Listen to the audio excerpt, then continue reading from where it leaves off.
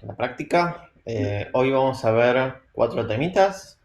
El primero es, vamos a charlar un poquito del tipo abstracto de topila, las consideraciones para su estructura y el enunciado. Después vamos a ver un poquito de lo que son pasajes de punteros a función en C.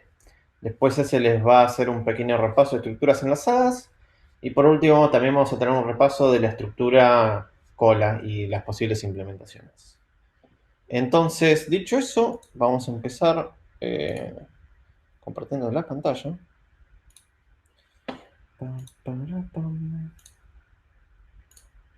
Entonces, bueno, consideraciones de la implementación del tipo de otro abstracto pila. Como ven, en la página ya está el TP de pila, ¿sí? La fecha, a ver, sería el 11 de mayo. Y tengo un segundo que quiero ver algo, una cosita. Y bueno, ya me estaba auto viendo el stream. Bueno, y bueno, dicho eso, vamos a empezar. Vamos a hacer un pequeño paso de cómo vamos laburando desde una pila muy simple hasta la pila que tienen que entregar ustedes, ¿sí? Supongamos que tenemos una pila muy simple, ¿sí? Que labura con enteros, ¿sí? Y las primitivas de la misma deberían ser: recibo un entero, devuelvo un entero, apilo, desapilo, etcétera, etcétera. No son muchas las primitivas que tienen que implementar, son solo creo que 5.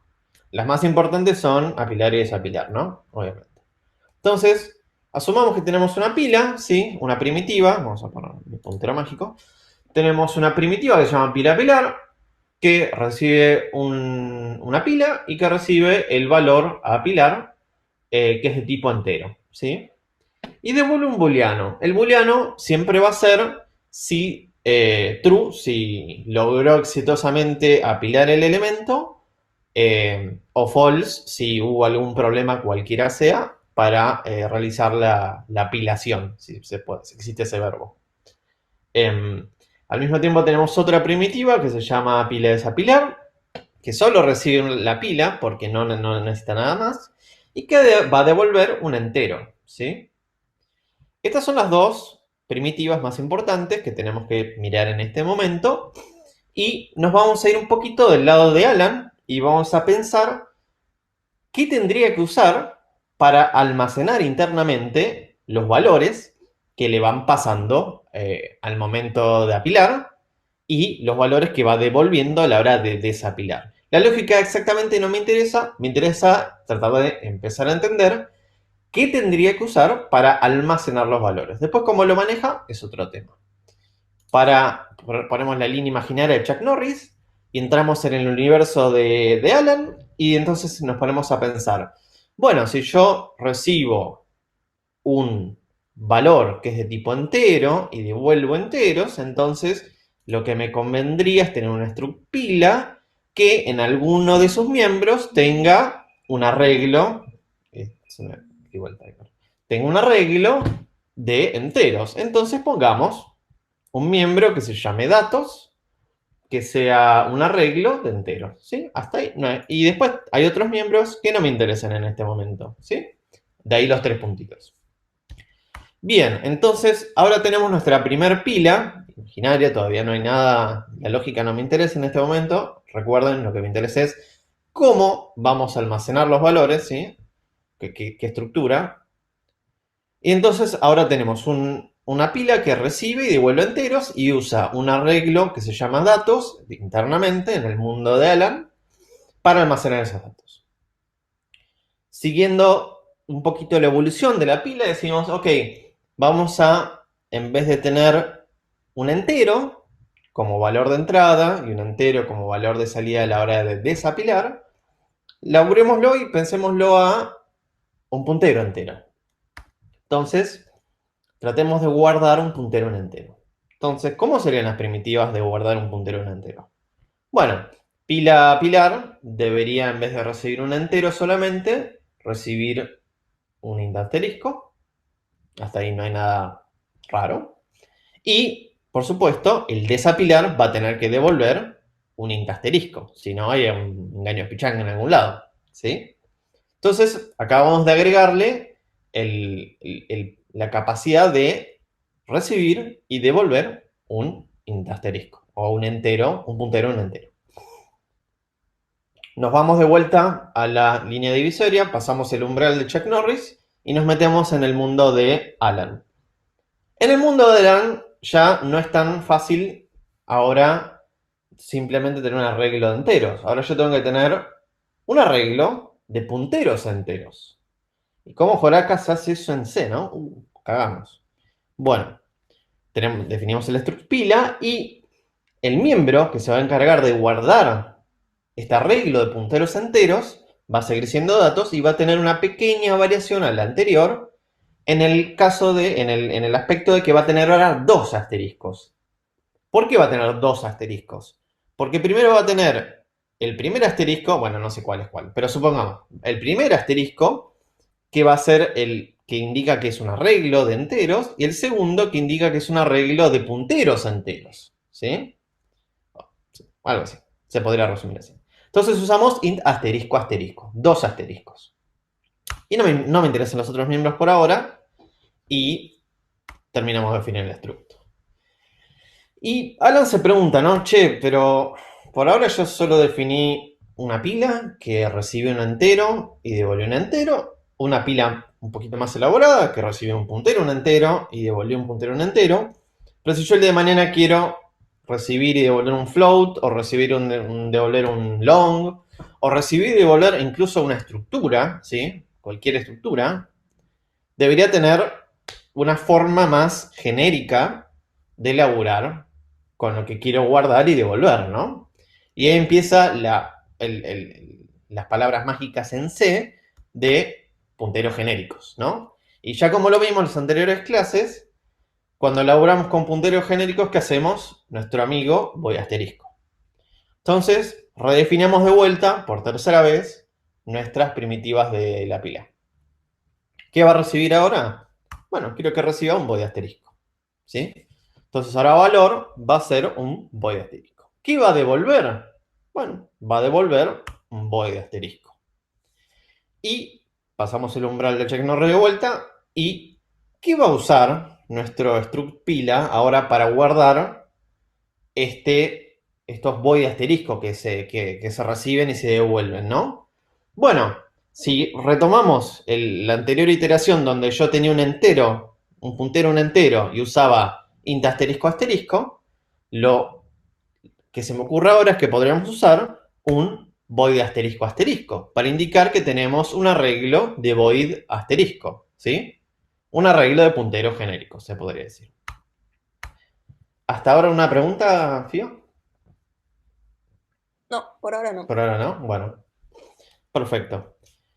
Entonces, de esta manera, tenemos ya una idea de cómo logramos generalizar este tema de, bueno, si yo quiero guardar cualquier tipo de puntero y guardar y devolver, o sea, apilar y desapilar cualquier tipo de puntero, ya con esta forma, con esta idea inicial, lo puedo hacer.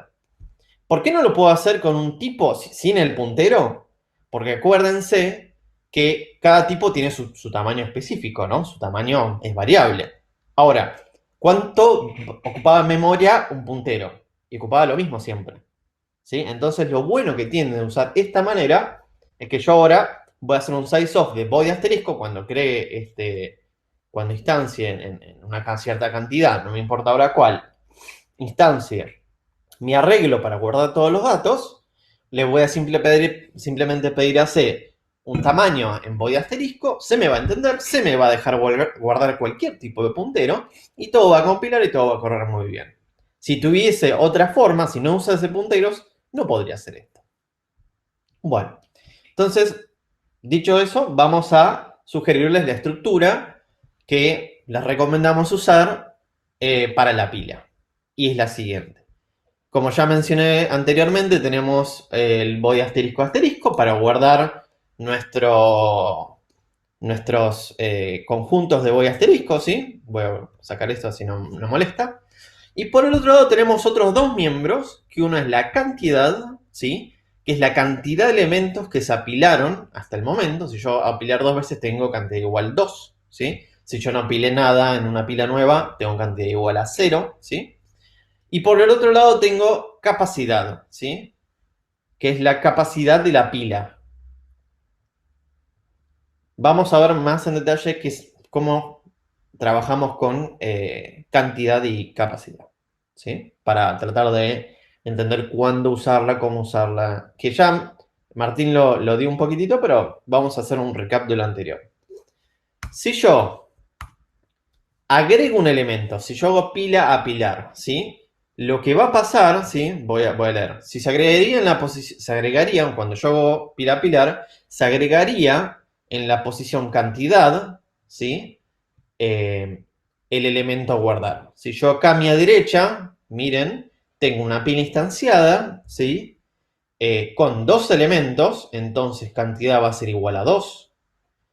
Mi arreglo para guardar todos los body asterisco tiene tamaño 5, ¿no? 1, 2, 3, 4, 5. Entonces mi capacidad actual es de 5.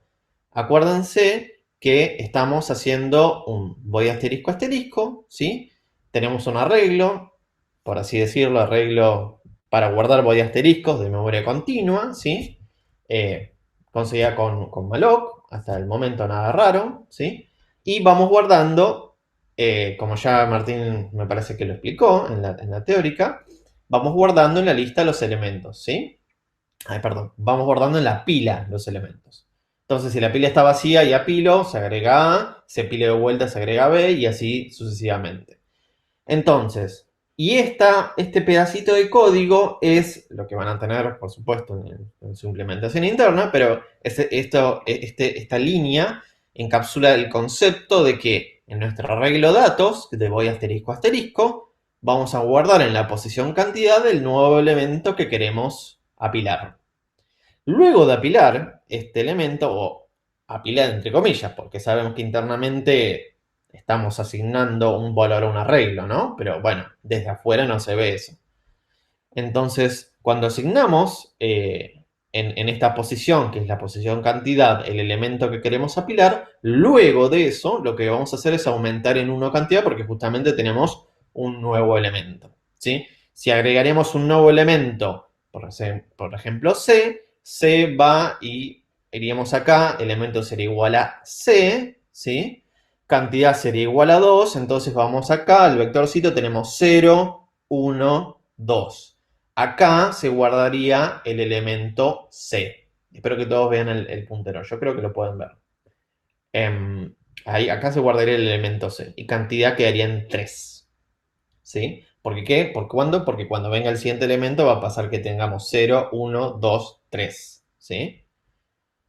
Nótese que estoy ya metiéndome un poquito en la implementación, ¿sí? de adentro de Alan y el algoritmo o la lógica muy específica de cuándo aumentar cantidad o si antes o después de asignar en esta posición de datos puede variar según la implementación que ustedes realicen. Pero el concepto es el mismo. Luego de agregar un elemento, ¿sí? En pila a pilar, digamos, la cantidad de elementos apilados finalmente aumenta en 1. Y, obviamente, vamos del otro lado ahora, cuando tratamos de eliminar un elemento en la pila, es decir, cuando aplicamos pila desapilar, ¿sí? Se va a restar 1 en la cantidad.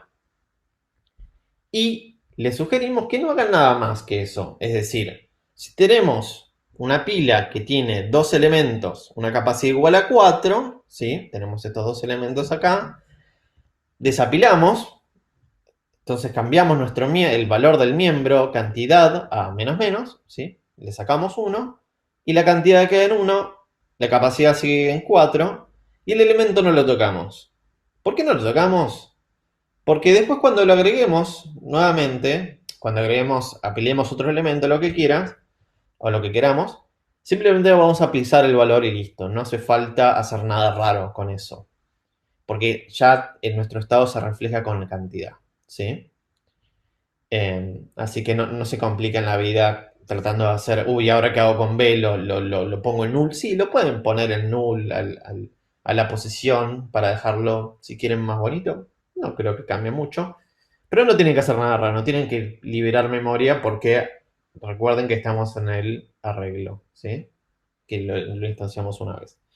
Ahora el tema viene del lado de que ya también de vuelta Martín lo dio en la teórica, ¿sí? Vamos a tratar de hacer un repaso diciendo, bueno, ¿qué pasa cuando la cantidad de elementos, ¿sí? Que voy agregando a mi pila es igual o empieza a superar la capacidad de la pila, ¿sí?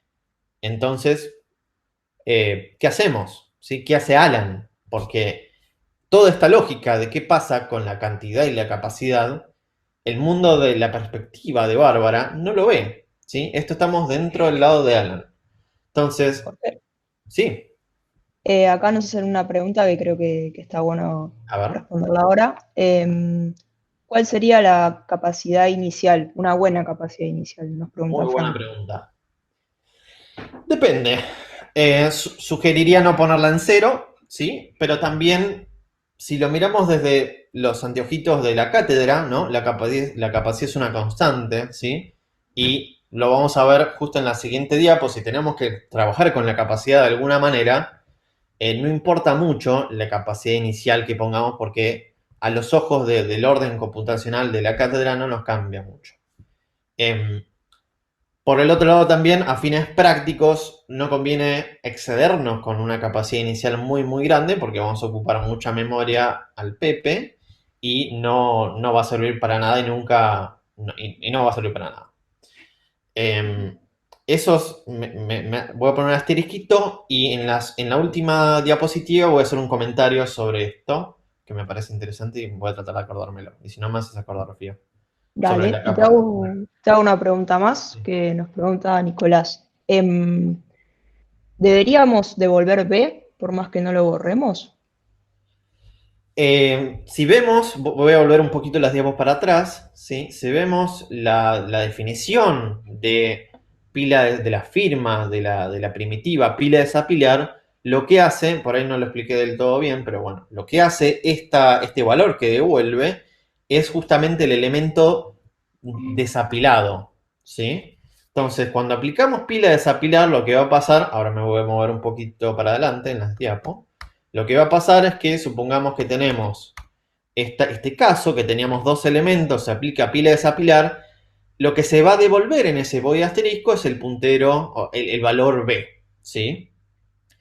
No, después no se va a hacer nada con ese B, no le tenemos que hacer fría B, no le tenemos que hacer nada raro. Devolvemos B, Bárbara hará con B lo que quiera, pero nosotros ya se lo devolvimos. Después restamos cantidad en 1 y dejamos nuestro vector como está, o si quieren ponerlo en null, lo ponemos en null, como gusten.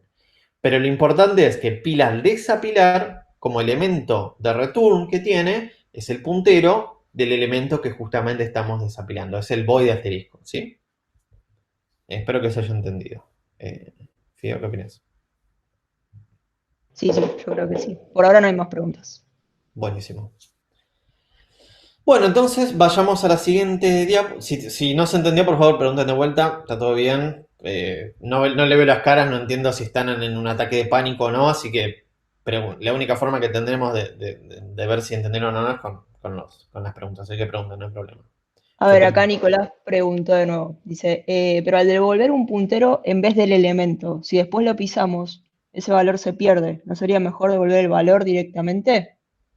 Muy buena pregunta. Voy a volver un segundito para atrás, ¿sí? Nosotros trabajamos con void de asterisco, ¿sí? Yo, en este caso, tengo void de asterisco, no sé qué valor tiene adentro, ¿sí? No puedo desreferenciar un void de asterisco. Como estoy en el universo de Alan, ¿sí? Yo acá estoy trabajando con todo tipo de puntero. Y como estoy trabajando con todo tipo de puntero, tengo void de asterisco. Y como tengo void de asterisco sin ninguna información adicional, no se puede desreferenciar. Para poder desreferenciar este puntero tengo que saber qué tipo es. Y eso solo lo puede saber Bárbara, que está usando este tipo abstracto de datos.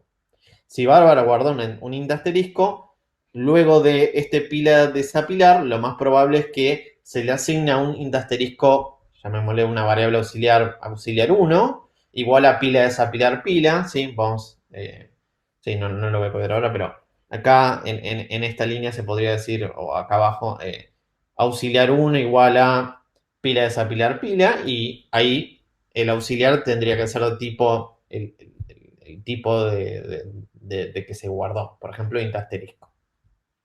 Entonces no podemos desreferenciar nada del lado de adentro, no podemos devolver el valor desreferenciado. Lo único que podemos hacer es recibir un puntero, ese mismo puntero lo tenemos ahí guardado en un arreglo de punteros genéricos que ninguno se puede desreferenciar, no lo toco para nada y lo devuelvo tal como me vino con pila desapilar. No lo toqué, solo lo guardé por un momentito y se lo volví. Lo que yo estoy guardando y devolviendo es el puntero a lo que me pasaron. No tengo idea de qué hay adentro. Entonces no puedo desreferenciar nada. Y por eso de ahí viene el void asterisco asterisco. Tengo un puntero, un arreglo de punteros genéricos. Por supuesto, ¿eh? Datos es mío, ¿sí? Es de Alan. El arreglo datos puede hacer exactamente lo que quiera Alan, pero los elementos dentro del arreglo son cosas que escapan completamente a Alan y por lo tanto no los puede desreferenciar de ninguna manera. ¿Otra pregunta, Fio? Por ahora no. Ahora sí, Ok. sigamos. Buenísimo. Quiero remarcar esto que acabo de decir. Datos, yo lo manejo, le asigno cosas en alguna posición, pero este elemento, que acá tengo esta palabra elemento, no tengo idea qué es un body asterisco, jamás voy a tener idea qué es, jamás lo voy a poder desreferenciar, ¿sí? En cambio, datos sí, es un arreglo de cosas que no tengo idea, pero el arreglo de datos lo puedo manejar, los elementos dentro del arreglo jamás los puedo tocar, ¿sí? Bien, eliminando bla bla bla. Y bueno, ¿qué pasa cuando yo tengo una cantidad que excede la capacidad, ¿sí? O cuando, de alguna manera, con un cierto if, por decirlo, mi cantidad es mucho menor a la capacidad. Y ahí viene el manejo de este arreglo que se va a empezar a redimensionar de una manera. Y la regla de la mano derecha de física es la siguiente. Cuando acabamos de hacer pila a pilar, ¿sí? Y tenemos nuestro primer cuadrito de texto y nuestra cantidad es igual a la capacidad, vamos a cambiar nuestra capacidad a nuestra capacidad por 2. No necesariamente tiene que ser por 2, tiene que ser por una constante mayor a 1, puede ser 1,5, puede ser 74, puede ser 42. Pero tiene que ser mayor a 1 porque queremos n mayor, que aumente en tamaño, ¿sí? Y entonces, bueno, digamos, realocamos memoria, ¿sí? Ahí vamos a obviamente usar realloc.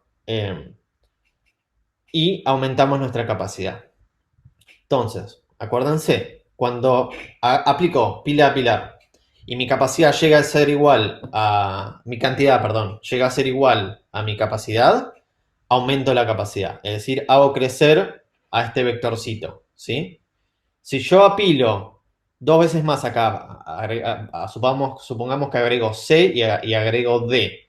En este momento, cuando termino de agregar D, cuando termino de apilar D, mi cantidad es igual a 4, que es igual a mi capacidad. Y este arreglo automáticamente, sin que Bárbara no se entera, esto es de vuelta del universo de Alan, Alan va a tener que laburar con la lógica para aumentar esta capacidad a algo mayor a 1 en una constante, en este caso 2, entonces la capacidad va a ser 8, luego de pila a pilar, ¿sí? Y la cantidad ni se entera, la cantidad va a ser igual a 4, si tengo todos hasta acá.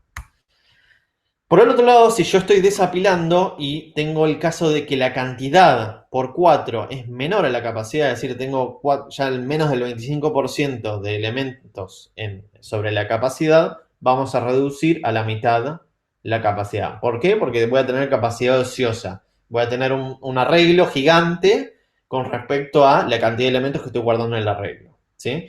De vuelta, este 2 no tiene que ser exactamente 2, tiene que ser una constante mayor a 1, ¿sí? Que no puede ser 1 porque no cambiará la capacidad, ¿no? Y que como pistas, ojo el piojo, cambiar la capacidad implica cambiar el arreglo. Si implica cambiar el arreglo, tenemos que cambiar memoria. Si tenemos que cambiar memoria, tenemos que hacer reloj, ¿sí? Bien, ¿qué más? Bueno, esto ya lo vieron en la teórica. ¿Por qué no aumentar la memoria de una vez cuando justo tengo cantidad igual a capacidad? Esto ya lo vimos, ya lo vieron, porque reloj cuesta O de n. Si agrego en elementos, voy a hacer n por n cuadrado, y se me van los órdenes como el dólar, a la mierda. Pero si hacemos por 2 o por una constante mayor a uno, tenemos un valor amortizado, ¿sí? Y que tiende a uno. Bien, creo que llegamos... Ah, no, la parte importante. Ahora van a tener que implementar ustedes pruebas. Bienvenidas a las pruebas. ¿Dónde van a poner las pruebas? En pruebas-alumnos.c. Las pruebas tienen que hacer una prueba distinta. En esta entrega les damos una ayuda muy grande poniendo en el enunciado qué pruebas tienen que hacer. Lo ideal es que hagan todas las que decimos en el enunciado, que detalla más o menos lo que se tiene que hacer más o menos en texto, y ustedes lo tienen que codear. Importante para no reentregar por culpa de las pruebas, no hagan una prueba que dependa de la otra. ¿Qué quiere decir que dependa? Que supongamos, yo estoy checando, haciendo una prueba 1 y tengo una prueba 2 y le paso la misma pila, ¿sí? Ahí estoy haciendo que la prueba 2 dependa de la 1, ¿sí? No compartan cosas entre las pruebas, no compartan pilas, no compartan estructuras, no compartan estado entre las pruebas. No hagan que una prueba dependa de la ejecución de la otra. Por supuesto que pueden hacer funciones auxiliares en las pruebas para automatizar, no sé, la creación de una pila, automatizar, cargar ciertas veces la pila de una cierta manera. Eso, funciones auxiliares sí, las pruebas no pueden depender una de otra. ¿Hasta ahora una pregunta? ¿Alguna pregunta, Fio? Por ahora no, estamos Perfecto. bien. Cada prueba, yo pruebo una invariante 1, o digamos, supongamos que la pila devuelva null si la creo y está vacía y le hago desapilar. Eso es una prueba. Probar otra cosa de la pila, otra primitiva, es otra prueba separada. Hagamos pruebitas separadas y que el nombre de la prueba diga qué hacen. ¿Por qué? Porque esto es muy intuitivo a la hora de yo corro las pruebas y veo que una falla, y si la prueba dice pruebo pila vacía, desapilar una vez o algo así, digamos, no soy muy bueno poniendo nombres, pero se debería entender medio rústicamente de qué trata la prueba con solo el nombre, y digo, mirá, está fallando cuando la prueba está vacía y yo le hago desapilar, ¿sí? Puede haber pruebas un poquito más complejas, pero lo ideal es que en la mayoría de todas las pruebas, ya con el nombre de la prueba, se entienda qué trata de hacer. Vamos a tener también pruebas de volumen, ¿sí? Que es apilar un montón de veces y triggerear. Ahí viene el asterisco que me había olvidado, que tenía para recordar anteriormente. Y vamos a tratar de forzar la redimensión de una pila, porque eso también forma parte de las pruebas, ¿sí? Yo sé que vamos a suponer que una capacidad, digamos, esto no debería ser así porque, digamos, entre nos, las pruebas deberían tener una visión más de Bárbara que de Alan, porque yo estoy probando las primitivas, pero bueno, hay ciertos grises y vamos a suponer que si yo apilo suficientemente veces, no sé, una cierta cantidad grande, voy a triggerear la redimensión de una pila para arriba, y si yo después desapilo suficientemente veces, voy a triggerear la reducción de la pila internamente. Pero en realidad no sabemos muy bien, pero se llaman pruebas de volumen, ¿sí? Entonces vamos a agregar muchos elementos y vamos a sacar muchos elementos y vamos a probar que sigan dando como corresponde. Que en general no anda y les explota todo el código. Pero bueno, de ahí las pruebas. ¿Qué más? Bueno, por último, esto ya lo dije, pero que cada prueba trate de probar una cosa en particular y que no sea que pruebe varias cosas al mismo tiempo. Porque si falla no sabemos cuáles de esas cosas de verdad está fallando. Fin. Fin de la primera parte. ¿Preguntas hasta ahora de este Momento. tema? Sí, señor, tenemos un par de preguntas. Qué puntual que soy. Terrible. Sí. Bueno, primero que nada, lo que preguntan los chicos es si hay algún tipo de dato en particular con el que tengan que hacer las pruebas. Muy buena pregunta. Si yo fuese Bárbara y quisiese probar que Alan no me tiró fruta cuando me entregó esta pila, yo podría probar con varios tipos, ¿no? Tirarle un int, tirarle un float, por ejemplo, o tirarle un int asterisco, obviamente, un float asterisco, y ver que anden para los dos casos bien. Esa podría ser una prueba. No se maten haciendo esa prueba puntual, no importa mucho en realidad, es justo esa. Ya con dos tipos pueden asumir que anda. Tampoco se mate. ¿Qué otra cosita? Camilo pregunta, para el dato recibido, si en TDA vector usábamos int, ¿por qué ahora hay que usar void asterisco y no void solo? Void solo no existe como tipo. Ese es el tema. Void es nada, ¿sí? Es media cagada la convención que usaron los de C. Bueno, desde mi perspectiva, ¿no? Entre void asterisco, que es puntero genérico, y void, que es nada. Y no es un tipo genérico, es nada. Entonces, yo no puedo trabajar con void. Void no es un tipo de dato, no es un tipo, no es.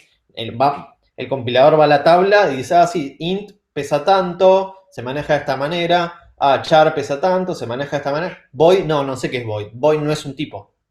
Entonces no lo podemos usar, ¿sí? No puedo recibir void. Si recibe void, quiere decir que no recibe nada, ¿sí? Entonces no estoy recibiendo ni una variable. Si una función devuelve void, quiere decir que no devuelve nada. Entonces no estaría devolviendo nunca nada. Cambia, si yo recibo un void asterisco, estoy diciendo que recibo un puntero genérico. Y si estoy devolviendo un void asterisco, estoy diciendo que estoy devolviendo un puntero genérico. Esos son los dos casos. ¿Qué opinas, Fio? ¿Se entendió? Sí, como recomendación, chicos, repasen y traten de entender que estamos programando algo que podemos considerar como un vector, como un contenedor. Entonces, traten de entender por qué hay tantos asteriscos, como dijo Jorge, eh, y, y entender que estamos guardando distintos tipos de datos dentro de un contenedor. Un Y contenedor como una, genérico.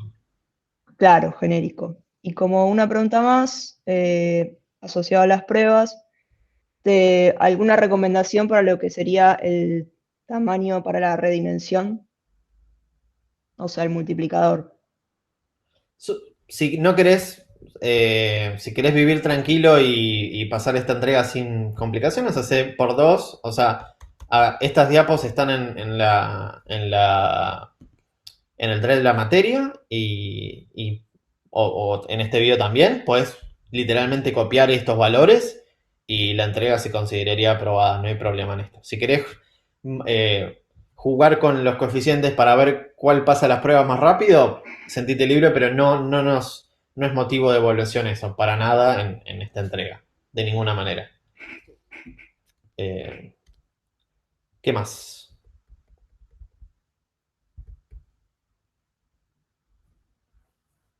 Hola, hola. Bueno, perdón. Acá nos hacen una pregunta un poco de cómo trabajamos del lado de la implementación nuestra para el manejo de pruebas. Y Hernán nos dice, tenía entendido que el programa que prueba códigos sobrescribe todos los archivos que no sean de .c de las funciones implementadas. ¿Cómo hacemos ahora que tenemos que implementar las primitivas y además hacer pruebas en otro .c? Para hacer las pruebas en pruebasalumno.c van a tener que importar el tipo abstracto de dato pila y llamarla como si fuese en Bárbara, desde afuera, ¿no? Usando las primitivas. Y no habría problema en ese aspecto. Tienen que importar, obviamente, pila.h, no pila.c, dentro de pruebas alumno. Y nuestro corrector automáticamente va a agarrar pruebas alumno y va a ejecutarla. No se preocupen de cómo lo hace. Eso es parte del corrector. Bueno, ahora sí estamos. ¿Estamos? Ok. Sí, igual si tienen más dudas lo pueden preguntar en la lista de correo. No hay ningún problema. Incluso acá en el enunciado está bastante explicado qué pruebas tienen que hacer, cómo compilar, cómo correr y el tema de pruebas alumno. ¿Sí? De cómo hacer con pruebas alumno. Bien. Siguiente tema. Vamos a cerrar esto. Operaciones genéricas. Ok. Si me permiten la licencia poética, a mí me gusta tirar cuentitos cuando cuento cosas. Así que va a ser el primer cuentito de la cátedra. Eras una vez, Bárbara, estaba en la Agencia Gubernamental de Control de Epidemia por el tema de coronavirus y bueno, ella estaba diseñando el algoritmo que calculaba la proyección de los contagios y entonces decía, bueno, si yo tengo un vector dinámico, ¿sí? Y quiero de alguna manera multiplicar por 2 porque cada día se multiplica por 2 la curva de contagios y tengo distintas ciudades y quiero cada elemento de la ciudad está contenido dentro de cada elemento del vector dinámico, ¿sí? Y quiero multiplicar por 2 cada día, me voy a implementar una funcioncita que recorra. Acuérdense, hay una palabra clave que acabo de decir que seguro más de la mitad no la escucho bien. Funcioncita o función, como el papá de la funcioncita. Voy a implementar una función que agarre el vector dinámico y lo multiplique por 2. ¿Qué características tiene la función? Como esto ya sería como, esto tranquilamente podría ser un enunciado de parcialito. Implementar una función que multiplique por 2 cada elemento del vector, de un vector dinámico, ¿sí? Entonces, Bárbara agarró y dijo, bueno, a ver, ¿cómo haría? Bueno, tengo en algún lado, definí, no me importa ahora, B, que es mi vector, ¿sí? No, previamente creado, con toda la información cargada, no me importa esa parte ahora. Y lo que voy a hacer es voy a tener que recorrer. Bueno, ¿cómo lo recorro? Bueno, tengo que hacer un for. Bueno, ¿cuándo empieza y cuándo termina el for? Bueno, el for empieza desde 0 y termina hasta que tengo la cantidad de elementos del vector dinámico. Bueno, ¿cómo sé la cantidad de elementos del vector dinámico? Ah, mira, había una primitiva del vector dinámico que era obtener tamaño. Perfecto. Obtengamos el tamaño del vector. Listo, ya lo tengo. Hagamos el for de 0 hasta el tamaño. Buenísimo. Tengo el for del 0 hasta el tamaño. ¿Y ahora qué tengo que hacer? Bueno, ¿qué primitivas tenía el vector dinámico? Bueno, tenía vector obtener y vector guardar, ¿no? No tenía muchas más. También tenía redimensionar, pero no me interesa en este caso porque no tenemos más ciudades nuevas o lo que sea. Entonces, dice, bueno, si quiero obtener, primero necesito una variable para el vector obtener para justamente pasarle a vector obtener. Entonces voy a crearme una variable temporal y se la voy a pasar a vector obtener para que me cargue ahí el valor de la posición i, ¿sí? Del vector que estoy haciendo, ¿sí? Luego de eso voy a multiplicar por 2 a esta variable que acabo de conseguir el valor de la variable, perdón, y después lo voy a guardar de vuelta, ¿no? Porque lo que estoy haciendo es aplicar una función que multiplica por 2 cada elemento del vector dinámico. Entonces hacemos eso. Voy a guardar en la misma posición porque no estoy cambiando nada, no estoy haciendo nada raro. Y simplemente multiplico por 2 los elementos. Y con eso, Bárbara se hizo la proyección exponencial de crecimiento de cada ciudad, o de cada elementito dentro del vector, por día, ¿no? Cada día va corriendo esto, ¿viste? Un botón por día, y van consiguiendo los números. Y por un lado dijo, uy, pará, puta madre, yo tengo otro proyecto que era el cálculo de la conversión de dólar a peso, que más o menos cada día era por 2 del anterior. Y entonces dijo, voy a tener que agarrar este código, copiarlo en el otro proyecto y mantener dos versiones del código. ¡Qué embole, dijo. Entonces dijo, pará, tengo al banana de Alan ahí que le puedo pedir que lo ponga como primitiva en el vector dinámico, ¿no? Sí, así me ahorro el código y encima el boludo lo mantiene y yo no.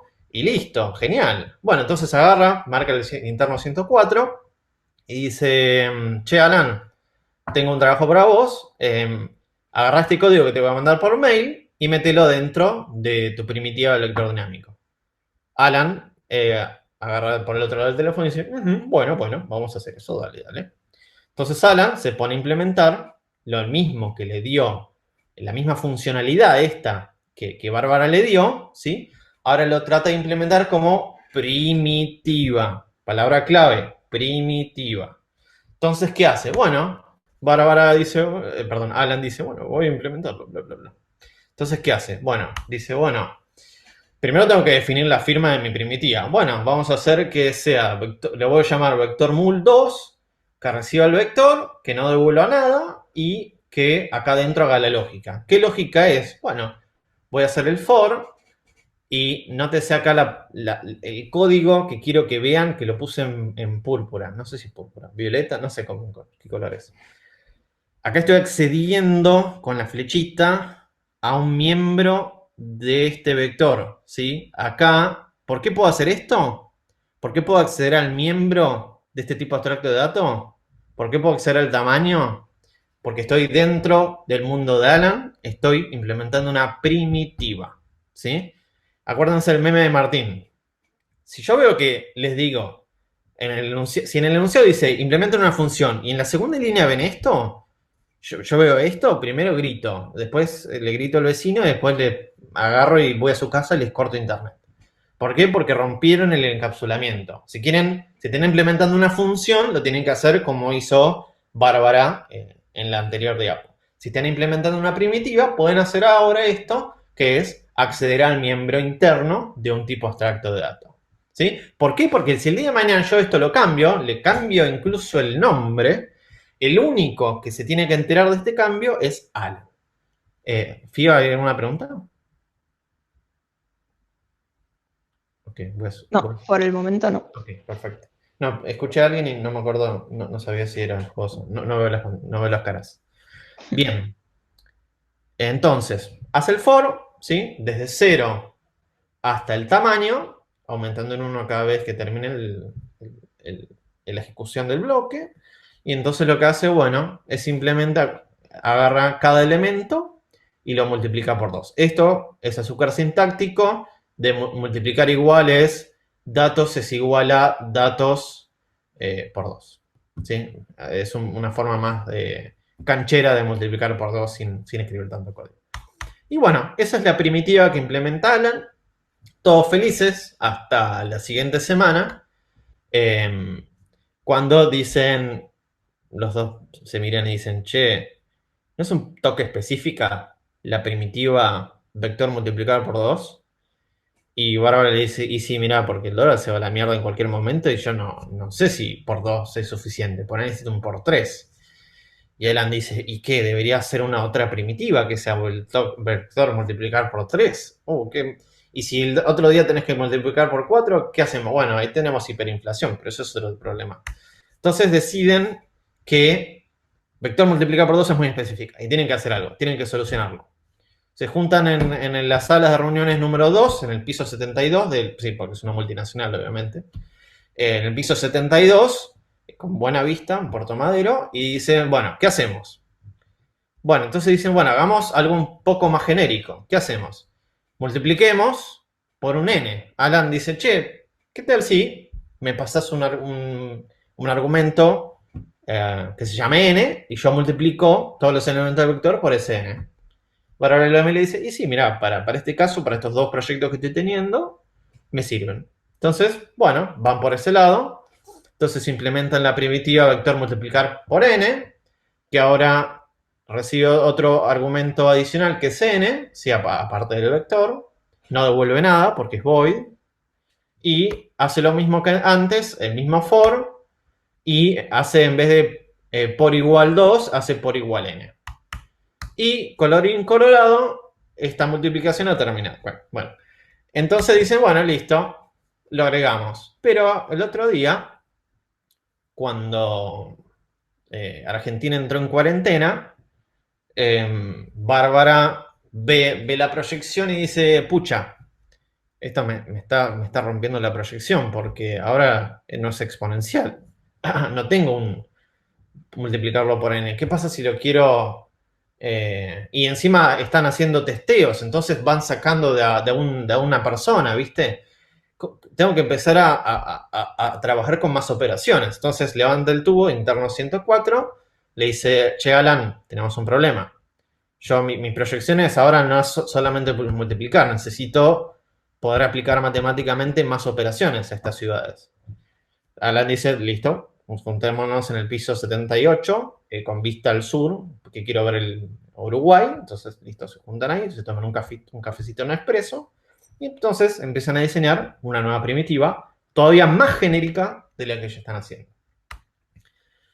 Entonces agarran y dice, che, Alan sugiere, che, ¿qué tal si me pasas una enum que sea sumar, restar, multiplicar y dividir, ¿sí? Que por ahora veo que son las operaciones que estás teniendo en estos dos proyectos y que incluso también creo que ya le pueden servir a muchas otras personas que van a usar este tipo abstracto de datos.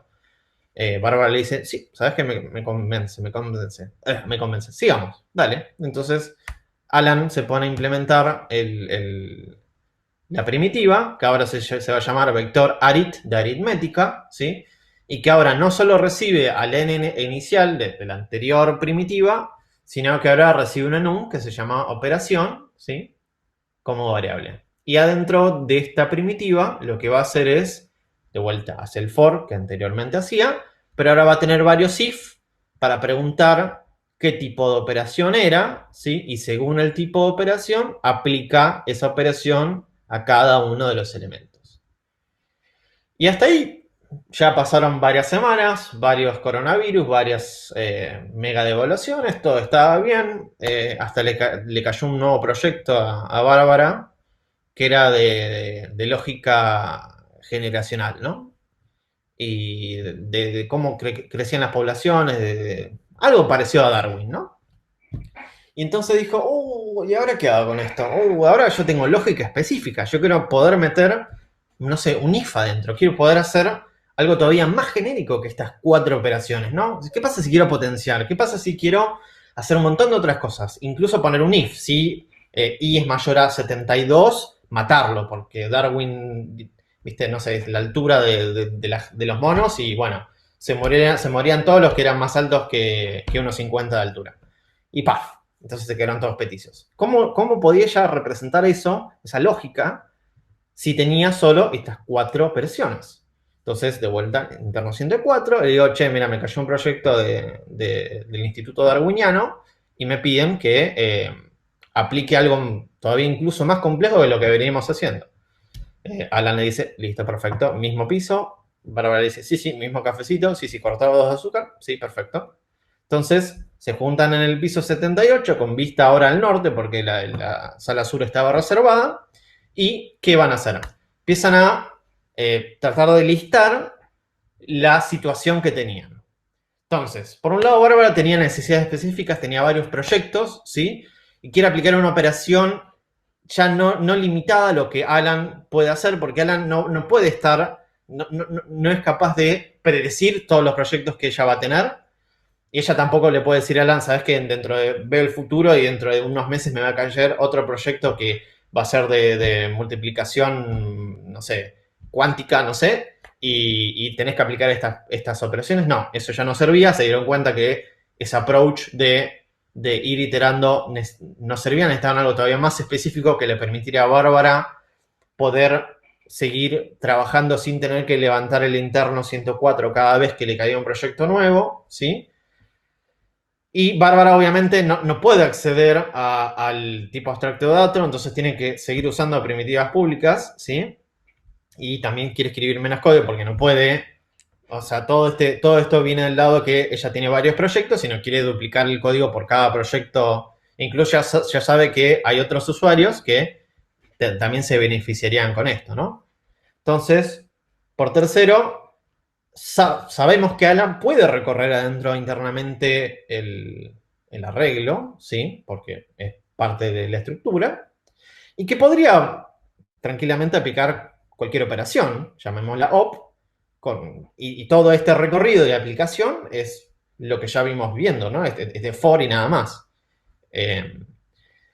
Y bueno, finalmente sabemos que Alan no sabe qué operaciones van a venir y por el otro lado, Alan y Bárbara le dicen, che, ¿cómo hacemos algo ya meta genérico, súper genérico, que no tengamos que volver a reunirnos para este tema cuando te caigan nuevos proyectos?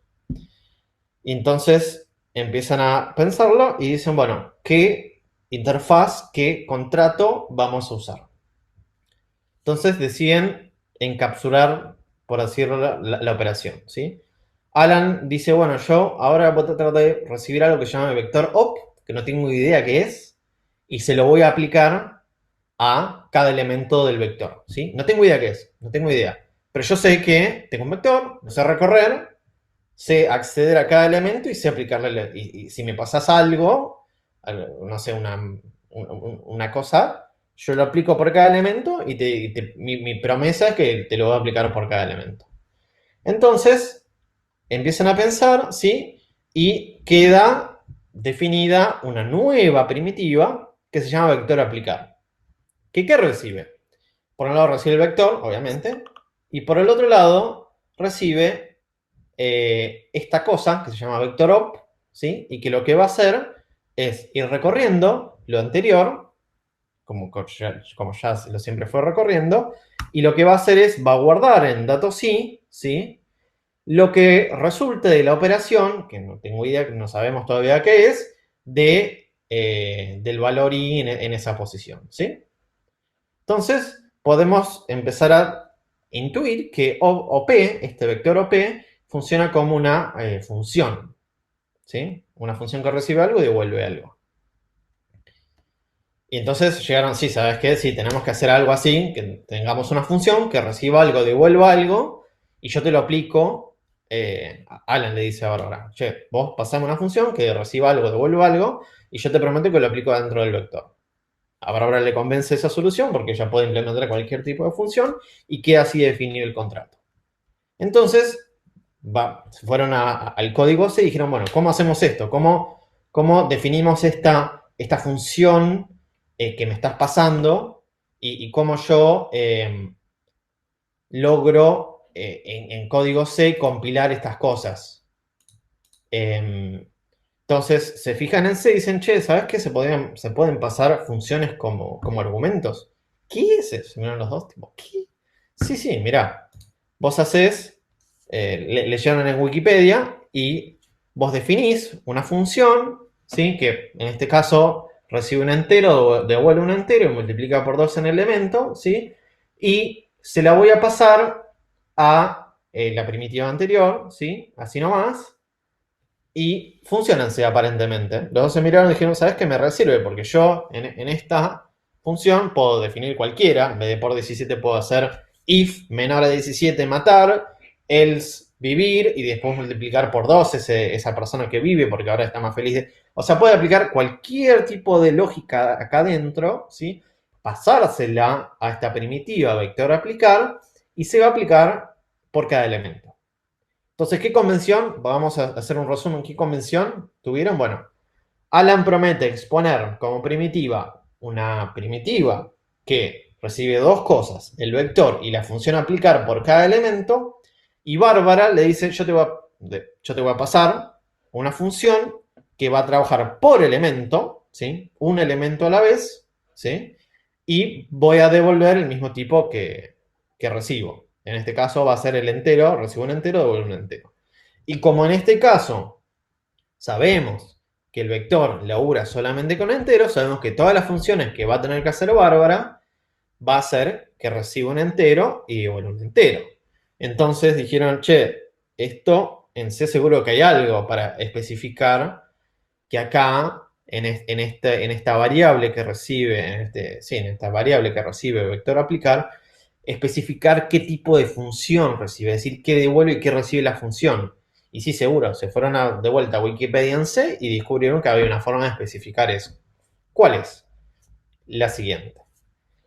La primera línea que hace acá declara, ¿sí?, que existe una cierta función llamada operación, no tenemos ni idea de dónde está definida, pero está declarada acá, que recibe un entero y que devuelve un entero. ¿Sí? Acuérdense que el punto y coma es para declarar. ¿Sí? ¿Dónde está definida esta función? No tengo idea. Y muy posiblemente, de hecho, es muy posiblemente, dije muy, pero no. De hecho, es posiblemente. Puta madre, no puedo sacar posiblemente. Es obvio que lo va a tener que definir Bárbara. ¿Sí? Porque Alan no lo sabe a priori. Entonces, esta declaración dice, existe una función tal que recibe un entero y devuelve un entero y no sé dónde está. Y la va a definir Bárbara en su momento, cuando compile todo esto. Y por el otro lado, esto, digamos, ya sabemos que esto, al acceder a los miembros, sabemos por supuesto que todo esto es el mundo de Alan, ¿sí? Y por el otro lado vamos a tener una primitiva, que bueno, esta parte va a estar en el punto H, ¿sí? Toda esta partecita, la declaración de de la primitiva, ¿sí? Va a existir una primitiva que se llama vector aplicar, que va a recibir un vector y que va a recibir una función que va a tener estas características. ¿Qué características tiene? Que va a recibir un entero y va a devolver un entero. Nótese, importante para que no se rompa la cabeza, no tiene que llamarse operación, se puede llamar Jaimita, ¿sí? La función no. Lo importante es que reciba y devuelva los tipos que especifica la firma. Si yo declaro una función que se llama multiplicar por 2 y recibe un float, el compilador, cuando se lo pasa a vector aplicar, me va a pegar una patada en el tuje y me va a cortar el internet, ¿sí? Así que no me va a dejar. Bueno, y de este lado ya vemos la definición de qué va a ser por dentro de la primitiva vector aplicar, que va a recorrer cada uno de los elementos y va a aplicar esta función operación, como ya vimos anteriormente. Pero acá ya lo vimos en bajado tierra en C.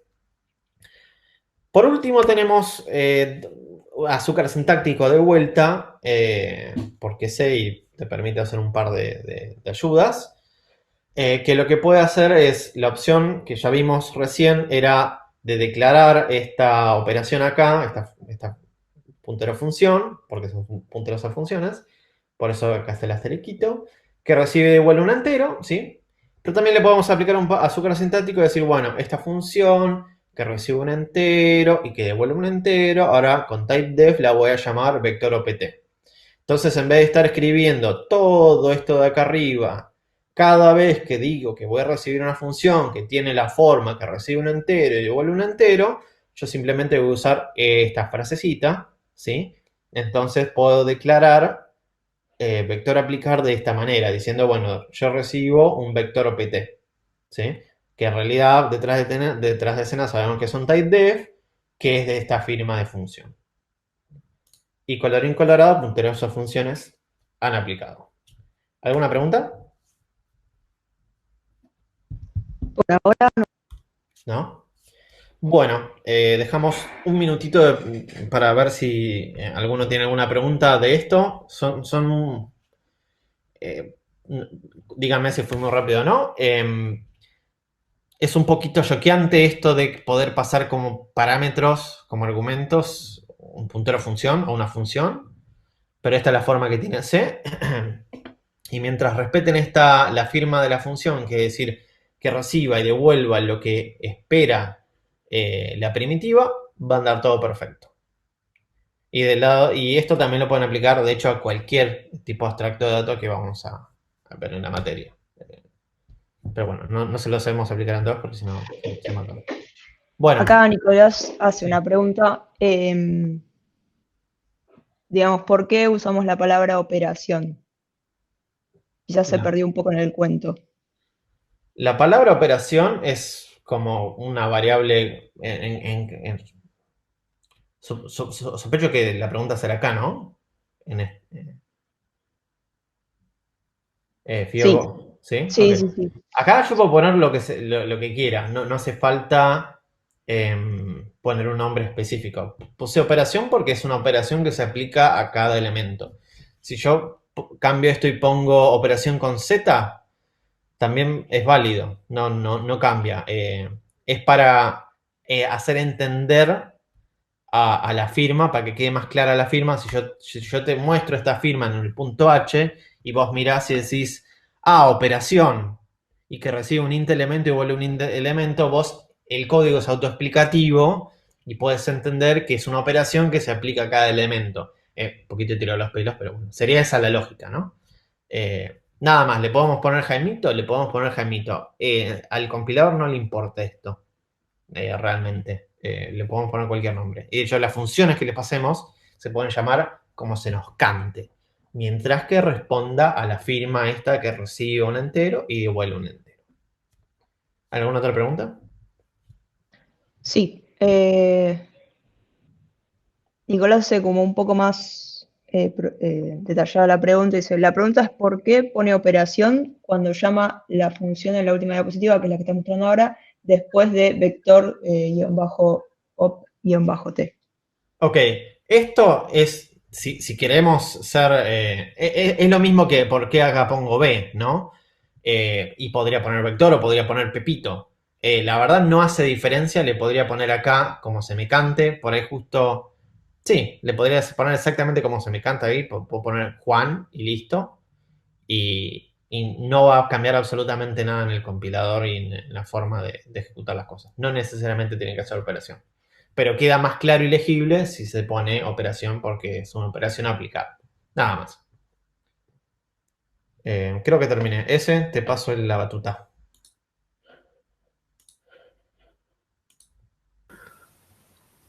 Buenas. ¿Se escucha bien? Sí. Bueno, bien. A ver, voy a compartir pantalla. Presentar ahora.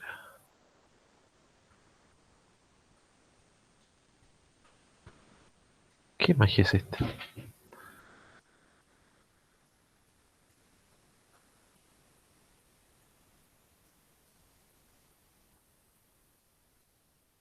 Bueno, toca hablar de estructuras enlazadas, ¿sí? La idea es hacer un repaso de estructuras enlazadas en general y un poquito hablar de cola y cómo hacer la implementación de cola en el trabajo práctico. Bien, entonces, primero que nada, bueno, estructuras enlazadas, sí, se pueden pensar, decimos, como vagones de un tren. Si tenemos un tren que hace dato, dato, dato, dato, dato, dato, ¿no? Como cada uno de los vagoncitos del tren, a ver si tengo un puntero, ahí va. Cada uno de los vagoncitos del tren serían un dato que nuestro TDA quiere guardar, ¿sí? Alan maneja el tren y Bárbara decide cuáles son los datos que van llegando al tren, ¿sí? Bien, esta es otra forma de ver lo que sería la estructura enlazada. Sí, tenemos eh, estas cajas, ¿sí? Que le llamamos nodos. Estos son los nodos de la cola que tienen eh, dos informaciones fundamentales, ¿sí? Que son el dato, el dato que Bárbara quiere que guardemos en el nodo y necesitamos un puntero al próximo para saber cuál es el siguiente dato que viene en nuestra estructura enlazada, ¿sí? Entonces nosotros tenemos una cola, este podría ser el primer el dato, este es el segundo dato, este es el tercer dato, cuarto dato y el último dato apunta a null, ¿sí? Ya no hay más datos, ¿sí? Entonces en una cola, ¿cómo funcionan las operaciones? Si se tuviera que agregar un dato, se agregaría al final de la cola.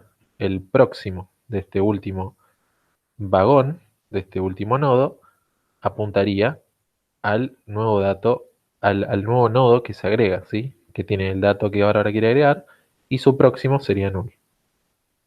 Si se quita, si se desencola un dato de la estructura, estaremos desencolando este dato que corresponde al primer nodo, ¿sí? Este primer nodo se eliminaría y el nuevo primer nodo de la estructura pasaría a ser este segundo nodo, ¿sí? Este se eliminaría. Es una pequeña eh, resumen de cómo es la operación de colas, ¿sí?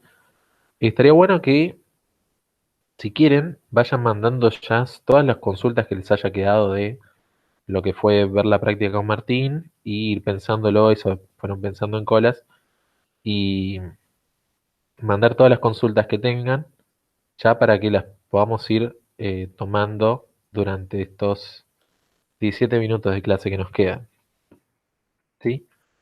Entonces, en lo que es ya directamente hablando de código, ¿sí? Vamos a tener el nodo, ¿sí? Que es los elementos de la estructura enlazada, ¿sí? Nosotros queremos guardar datos, pero necesitamos los nodos para establecer una estructura dentro de la cola. Entonces, tenemos el typedef struct nodo, ¿sí? Que lo vamos a definir, bueno, se llama struct nodo, ¿saben? Y esto lo vamos a llamar nodo t, gracias al typedef. ¿Y qué va a tener nuestro nodo? Sí, va a tener un puntero al dato, ¿sí? Cualquier tipo de dato, por eso void asterisco, un puntero al dato, que son los datos que va a ir agregando Bárbara, y un puntero a un struct nodo, ¿sí? Ese es el puntero de prox. Vamos a volver, ¿sí? Este puntero prox, ¿sí? Ven, acá está la cajita, este es el nodo. tenemos por un lado el dato, un puntero void asterisco, por otro lado prox, que es un puntero a una estructura que a su vez es esta misma, ¿sí? Todos estos son cajones, todos esos son nodos. Entonces tenemos struct nodo asterisco prox, ¿sí? Un puntero a este mismo tipo de dato, ¿sí? Acá dice struct nodo porque como todavía no se terminó el typedef, el nodo t todavía no existe, ¿sí? Entonces escribimos struct nodo, que en cualquier otro lugar va a ser lo mismo que escribir nodo t, pero no podemos escribirlo dentro de la misma declaración del typedef, ¿sí? ¿Alguna pregunta hasta ahora? Por ahora no. Así que no. Ok. Bien. Entonces, eh, estamos generosos, ¿sí? La persona que hizo esta diapositiva es muy generosa y dijo, vamos a regalarles código para la entrega del TDA Cola, ¿sí? Entonces, le vamos a regalar lo que es esta función que se llama crear nodo, ¿sí? O nodo crear, podría ser otro nombre que tenga, ¿sí? La idea es que la creación de los nodos es algo lo suficientemente importante como para hacer una función auxiliar dentro de lo que es el TDA cola, ¿sí? Quizás en varios momentos de el TDA vamos a querer crear un nodo para poder de repente encolarlo o lo que sea que vaya a ser necesario. Entonces, esta función de crear nodo, ¿sí? Que va a devolver el nodo que queremos crear, ¿sí? Y podemos pasarle como variable un void asterisco valor o void asterisco dato, ¿sí? Que sería lo que nosotros queremos guardar en ese nodo. Si recuerden, el nodo tiene dos partes fundamentales que son el dato que queremos guardar en ese nodo y el prox, que es el puntero al próximo nodo de la estructura. Entonces, ¿qué vamos a hacer? Lo primero que vamos a hacer es crear esta estructura del nodo con un malloc de size of nodo t y, como siempre, verificar si esa creación fue exitosa. Entonces, si no, if not nodo, ¿sí? Significa si nodo es igual a null, devolvemos null porque el nodo pudo ser creado y la función que esté usando, función primitiva que esté usando esta función auxiliar, va a tener que encargarse de qué puede suceder, qué debería suceder si una creación de un nodo falla, ¿sí? Siempre que vayamos a encolar un dato en una cola, se va a tener que crear un nodo y si la creación de ese nodo falla, va a fallar la operación de encolar.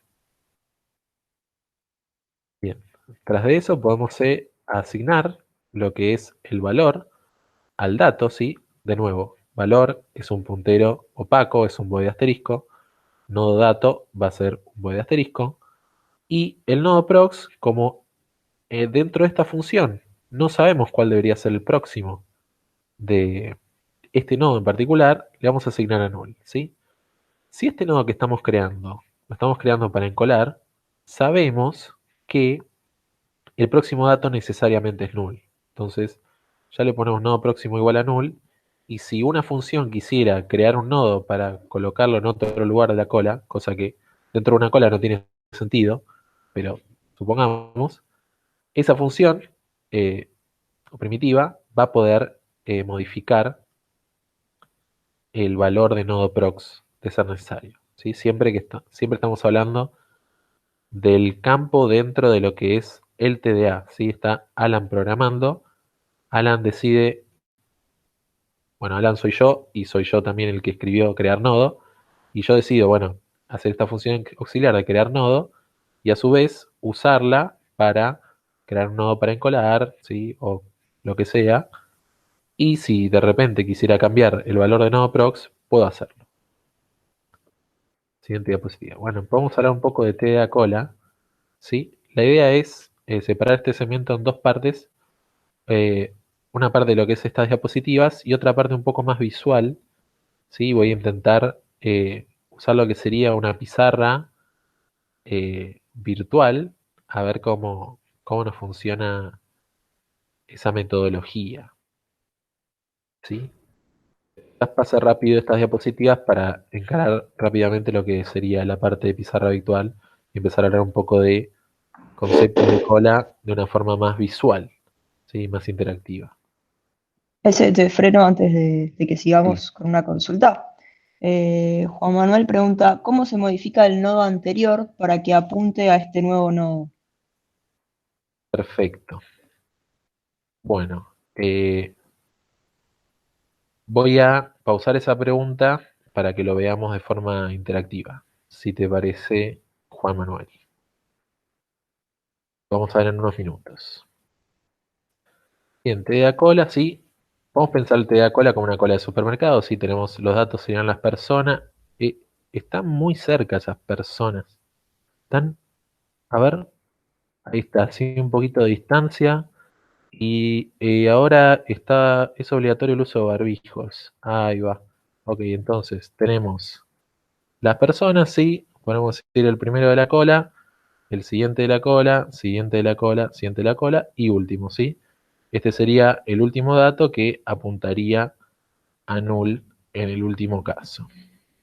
Sí, entonces ya hablamos mucho de cómo funciona una cola. Martín habrá mencionado ejemplos, así que no hace falta detenernos en eso, ¿sí? Encolar, desencolar. Esta persona que está acá adelante, ¿sí?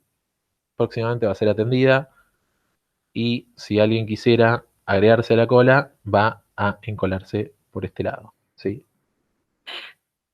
Bien, ahora tenemos que hablar de lo que es la estructura de la cola. ¿Sí? Dijimos, tenemos los nodos, ¿sí? Pero también tenemos la estructura de la cola. La estructura de la cola es la que va a hacer lo que es el TDA principal. Y nos damos cuenta que va a ser necesario tener un puntero al- a la primera posición de la cola y un puntero a la última posición de la cola, ¿sí? ¿Por qué? Primero, muy importante, la primera posición es la que nos va a permitir desencolar elementos en O de 1, ¿sí? Poder acceder a la primera posición de la cola es la que nos permite decir, bueno, que pase el siguiente, si en una cola de supermercado, que pase el siguiente, desencolamos a esa persona, es la primera a ser atendida, ¿sí?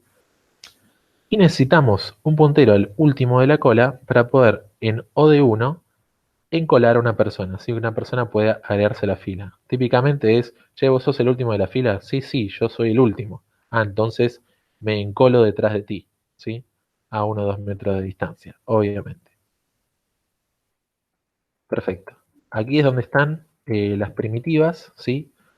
Preferiría no detenerme en lo que es la sintaxis de las primitivas, porque eso se va a ver en un segmento de explicación de la entrega en clases posteriores, pero sí me voy a quedar con los nombres para cuando pasemos a la parte más visual podamos dar un ejemplo por lo menos de todas estas primitivas. Entonces, cola crear va a crear la estructura de la cola, cola destruir destruye esa estructura, cola está vacía para saber si está vacía, cola encolar para agregar un elemento, cola ver primero para saber cuál es el primer elemento de la cola, el que se desencolaría si desencoláramos, y cola desencolar para efectivamente desencolar el elemento. ¿Sí?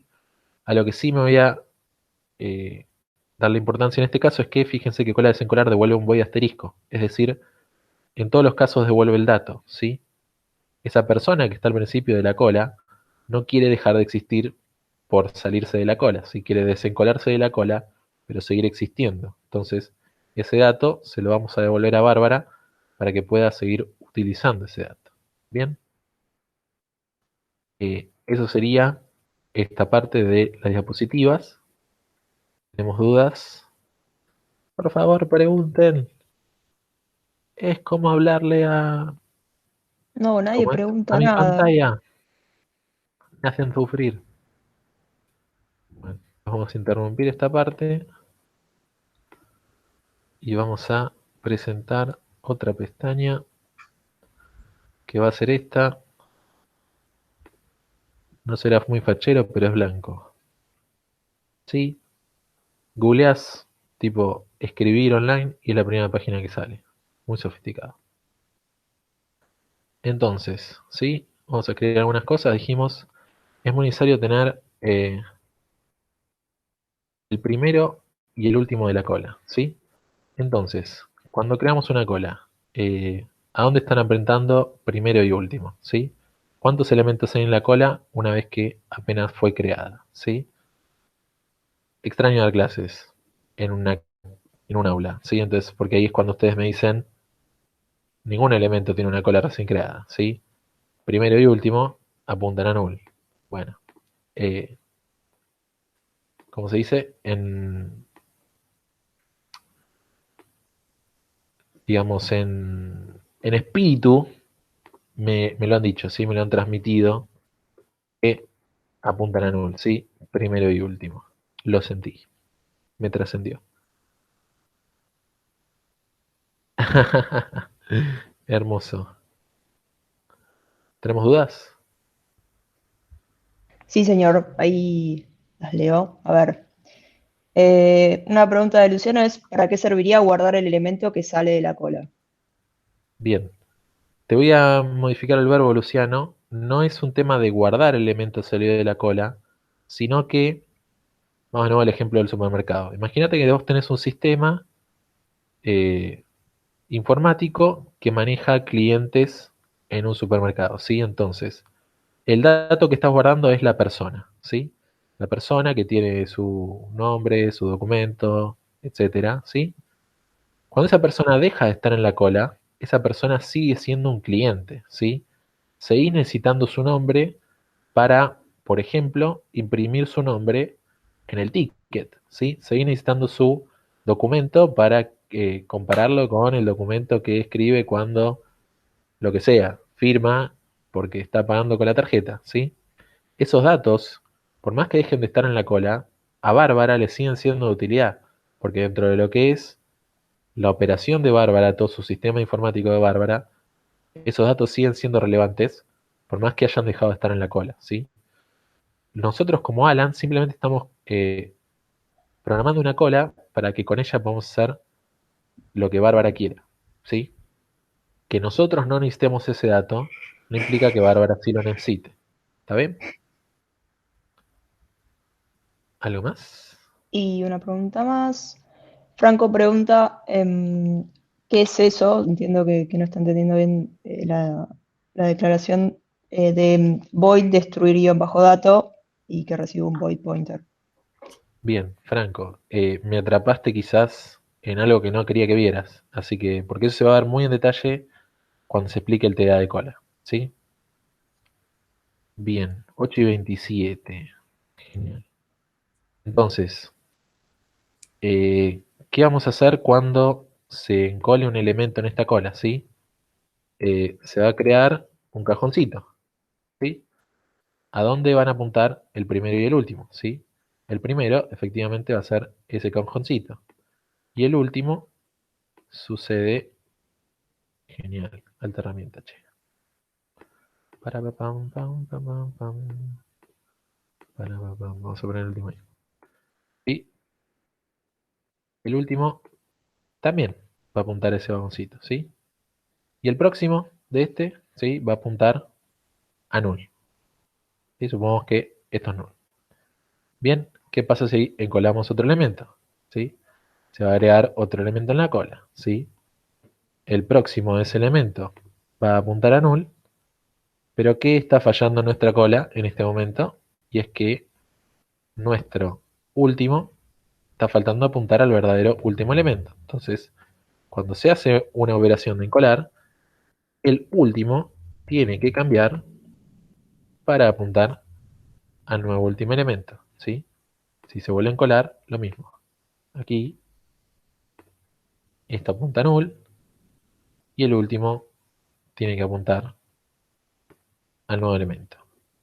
Ahora, vamos a volver sobre la pregunta que hizo Franco Lucchesi, que dice, la pregunta que se borró, que era, ¿cómo hacemos para modificar el próximo cuando se hace un encolar? Dejó de estar la pregunta. Ok. Bueno, puede pasar. ¿Cómo se modifica el nodo anterior para que se apunte a este nuevo nodo? ¿Sí? Entonces, volvamos atrás. ¿Sí? Pac, pac, pac, tuc. Ahí está. ¿Sí? Teníamos este esquema. ¿Sí? Lo primero que pasa es que creamos un nuevo nodo. ¿Sí? Y ahí mágicamente el último apunta al nuevo nodo. Y eso no es magia, digamos. ¿Sí? Vamos a escribir acá. ¿Sí? Este es el prox. ¿No? Para que prox ahora apunte al nuevo elemento, lo que tenemos que hacer es que, ¿qué es lo que fue pasando? Primero se hizo un crear nodo de este nuevo nodo. ¿Sí? Crear nodo devolvió un nodo. Lo que podemos hacer entonces es que al nodo que en este momento se llama último, nodo ult, su operador de prox, ¿sí? Pop, pop, pop, pop, pop. Su operador de prox sea igual a ese nuevo nodo que fue creado, ¿sí? Se creó este nuevo nodo, este último flechita prox puede ser igual al nuevo nodo creado. Esa es la forma de que este que solía ser el último se modifique para ser el nodo que acabamos de crear, que aquí le llame nuevo nodo, ¿sí? Y luego lo que habría que hacer, y no lo voy a escribir en el código, pero habría que hacer que el nuevo último, ¿sí? Cola último, sea igual al nodo que acabamos de crear, ¿sí?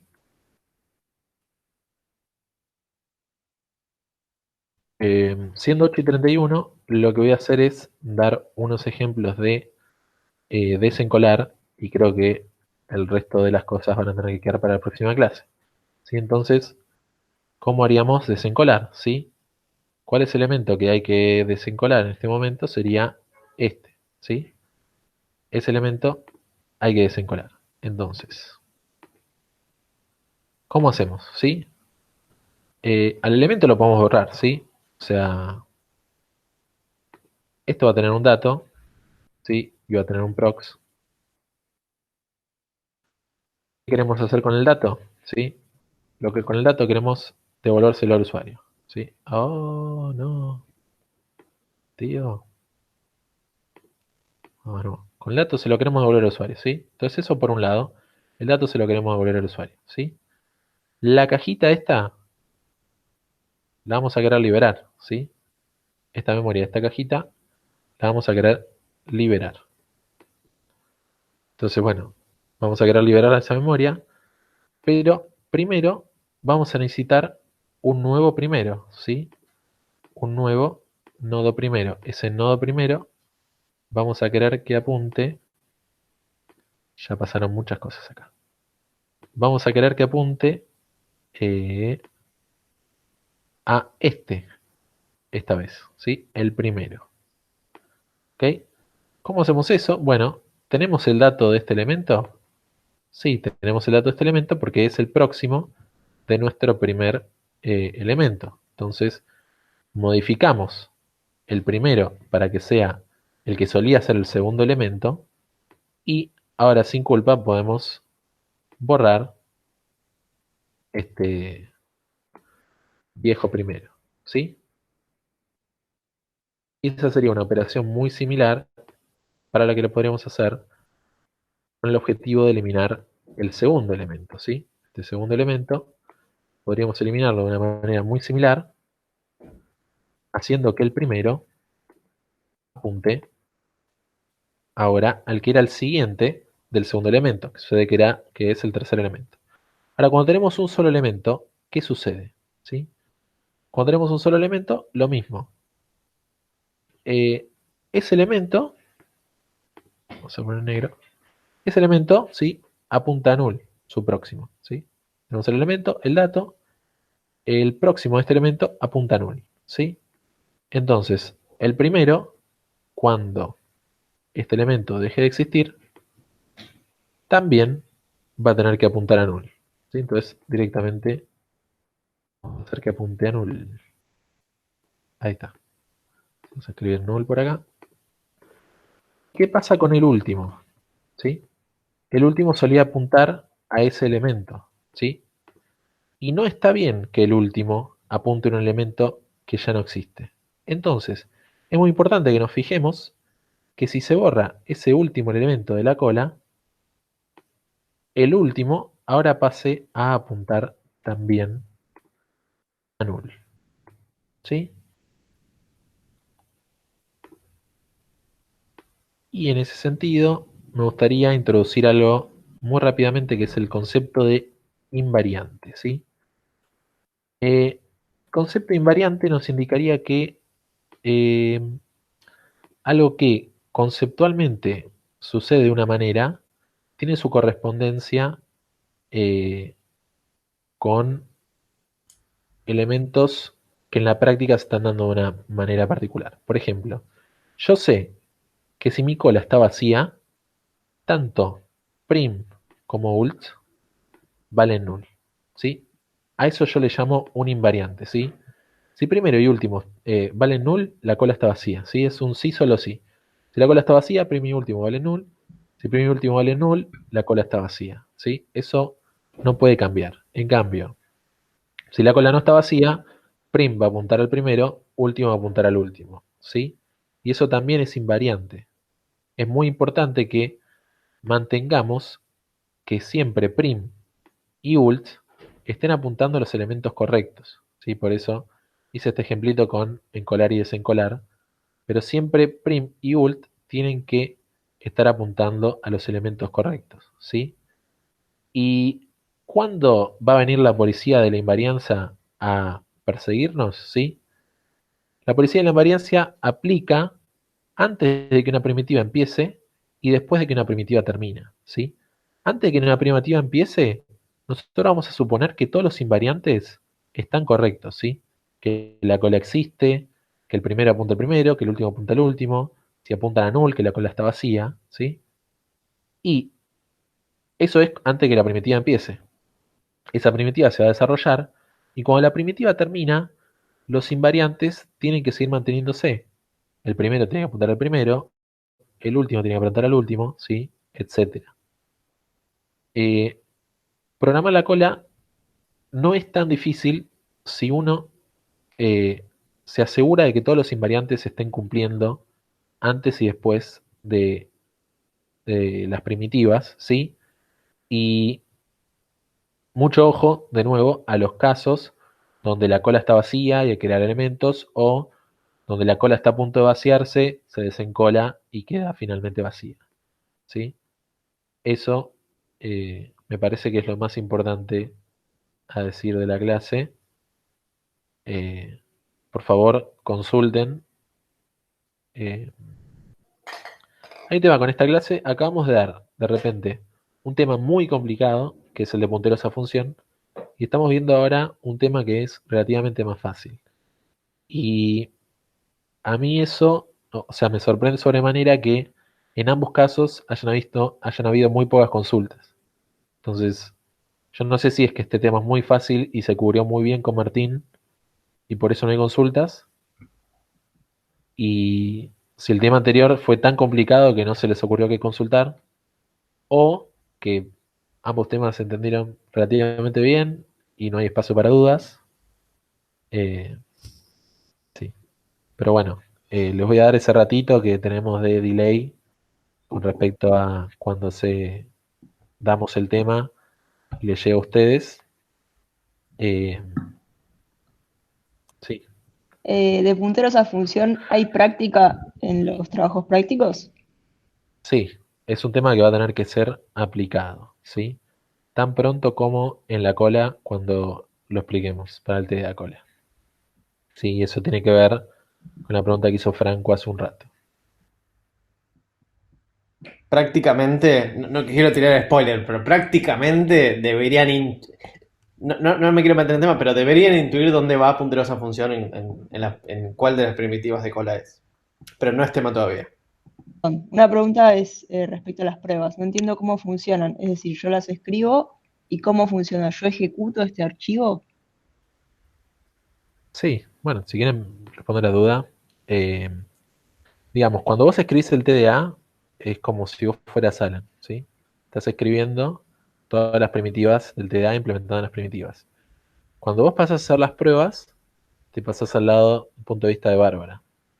Pero la idea es que sí, vos escribas el TDA, escribas las pruebas y ejecutes esas pruebas para ver si funcionan. Y cuando digo pruebas, son las pruebas que estás programando vos, que serían lo que son las pruebas del alumno, ¿sí? Por otro lado, va a haber unas pruebas de la cátedra, que son las que se corren en el corrector automático, ¿sí? Eh, pero, no sé, si se fijan, nosotros para TP0 les regalamos un archivo de pruebas y lo que hicieron fue correr esas pruebas, ¿sí? La diferencia en los casos a partir de ahora es que ustedes van a tener que escribir el archivo de pruebas, pero ejecutarlo van a hacerlo de la misma manera que lo venían haciendo.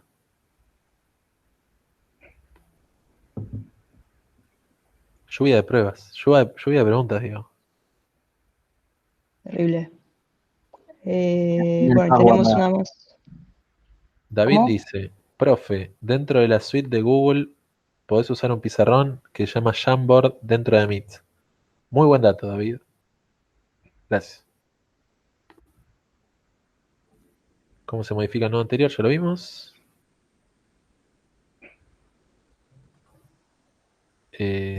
Víctor escribir dato para la próxima.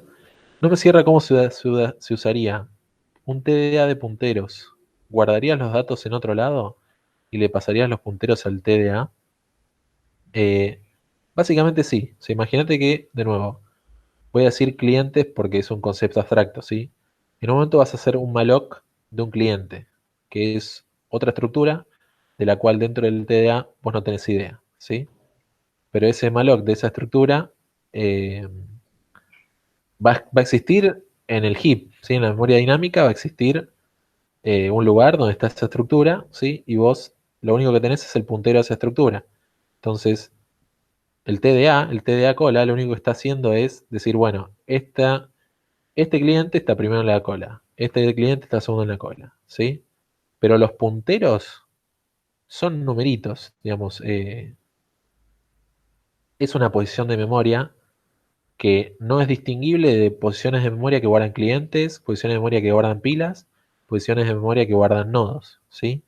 Lo importante es que si Bárbara te dice, toma, guardame esta posición de memoria, vos vas a ir y a guardarle esa posición de memoria, y por eso hablamos de punteros opacos, punteros void asterisco, ¿sí? Desde el lado de Bárbara, lo que vas a hacer es recibir ese void asterisco que te devuelve la cola y guardarlo en una variable que sea de tipo cliente asterisco, y ahí Bárbara va a poder de repente acceder a los datos que le interese ese cliente asterisco o llamar a las primitivas de cliente asterisco, etcétera. ¿Sí? Otra pregunta de Sebastián, que fue likeada. Hay algo de void asterisco que no me cierra. Es un puntero que se adapta a cualquier tipo, pero no puedo saber lo que tiene siendo Alan, porque básicamente sería nada. Eh, Mientras tanto voy a compartir estas, así Si queda más querés claro la cuando lo leo. contesto, si querés la contesto yo. Ah, no, bueno, también es de los dos, ¿no, René? Dale, sí, yo sigo porque vengo envalentonado. Dale. Eh, ¿Qué pasa? Voy a asterisco. Lo importante es que es un puntero a algo, pero es un puntero a algo que vos no sabés qué es. ¿Sí? Es un puntero que apunta a una posición de memoria. Sabés que en esa posición de memoria hay algo, pero vos no sabés lo que hay. ¿Sí? Vos podés guardar esa posición de memoria, ¿sí? Para saber dónde está, para no olvidártela, pero lo que no vas a poder hacer es desreferenciar, digamos. Ejemplo, cuando vos tenés un int asterisco y le aplicás el operador de desreferenciar, que es el asterisco, obtenés un int, ¿sí? Obtenés un número que puedes sumar, restar, etcétera. Cuando vos tenés un void asterisco, no podés referenciar, porque no sabés dentro de esa memoria qué estructura tiene esa memoria, cuánto ocupa, ¿sí? No lo sabés. Lo sabe Bárbara, que sí tiene conocimiento de qué es lo que hay en esa memoria, ¿sí? Bárbara guarda clientes o guarda ropa o guarda productos, guarda cajas, lo que sea. Bárbara sabe qué es lo que guarda en la cola, pero la abstracción del void asterisco para los datos de cualquier TDA tiene la funcionalidad de permitirnos guardar cualquier tipo de cosa y que no haya que escribir programar una cola de clientes, programar una cola de cajas, programar una cola de productos, ¿sí? Con una sola cola tenés la versatilidad de guardar lo que prefieras, ¿sí? Continúa la pregunta de Sebastián, dice, mientras que siendo Bárbara yo le doy el tipo que quiero y puedo saber lo que tendría. Exactamente, ¿sí?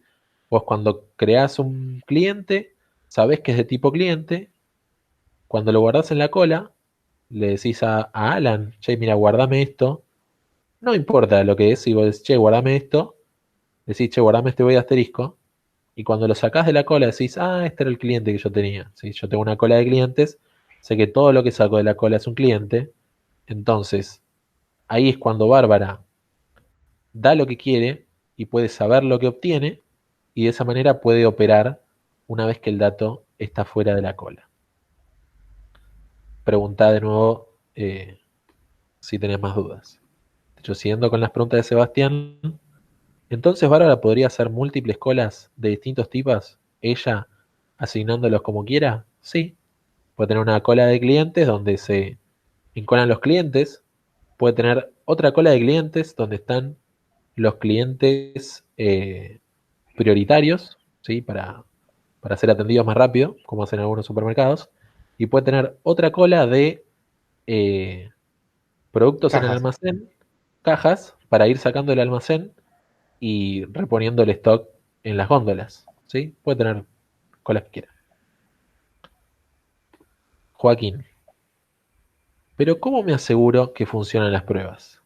Si compilan bien ya está, porque cuando ejecutamos las pruebas de los TPs anteriores nos dice prueba OK o error, ¿sí? La idea es que dentro de lo que son tu archivo de pruebas, tenés la posibilidad de llamar a una función que está dentro del archivo de testing que imprime OK o error según si la prueba da OK o error. ¿Y a qué me refiero con dar OK o error? Esa función de OK o error en el testing recibe como parámetro, por un lado, un mensaje para que vos sepas qué es lo que estás ejecutando en ese momento, y por otro lado, recibe un booleano, ¿sí? True o false.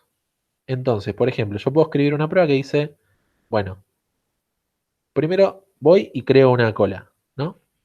Segunda línea, me fijo que esa cola sea distinto de null. Entonces hago función de testing, abro paréntesis, entre comillas. Se verifica que la cola eh, exista, ¿no? Y el segundo parámetro, cola distinto de null, ¿sí? Siguiente prueba. Se verifica que una cola recién creada está vacía. Segundo parámetro, cola está vacía de cola, igual true. Bueno, igual true no lo vas a escribir porque si vas a escribir cola está vacía de cola. Y si eso da true, la función da OK. Si por alguna razón tu código de cola está mal, cuando vos creas una cola, la crea con un elemento por alguna razón y no está vacía, cuando llame a cola está vacía de esa cola y de false, porque no esté vacía, esa, esa función de prueba va a fallar y va a imprimir error, ¿sí? Así como en los TPs anteriores, esas pruebas ejecutaban OK o error, en este caso vas a tener la responsabilidad de crear esas funciones de prueba llamando a esta función que le proveemos con un texto razonable y con un segundo parámetro que sea que dé como resultado un booleano que sea true si la prueba está bien, false si la prueba está mal. Para que por detrás de esa función, si da true imprime un error, si da false, si da true imprime OK, si da true imprime OK y si da false imprime un error. ¿Puedo hacer un último comentario sobre esto? Perfectamente. ¿Me dejas compartir la pantalla? ¿Sí? Ah, vos querés que deje. Necesito el poder. Bueno, Ay, está muy para tarde. el que todavía está perdido con las pruebas, la cosa es muy simple, ¿no? Tenemos en nuestro sitio de descargas, ponen, por ejemplo, pila, ¿sí? Y esta pila tiene un main, ¿sí? Ya auto bajado, autogenerado, todo. Si vemos main, vemos que main ejecuta las pruebas. Primero ejecuta las pruebas del alumno y luego ejecuta las pruebas de la cátedra, así que son secretas. Esta función pruebas alumno, ¿sí? Son las que tienen que implementar ustedes y se llama automáticamente por el main. Y las pruebas alumnos.c son estas que justamente tienen este printf que decía Ezequiel. Y este es el booleano que se pasa. Y para que la entrega esté válida y aprobada, ¿sí? Todo tiene que dar ok, tanto las pruebas del alumno como las pruebas de la cátedra. Fin del comunicado.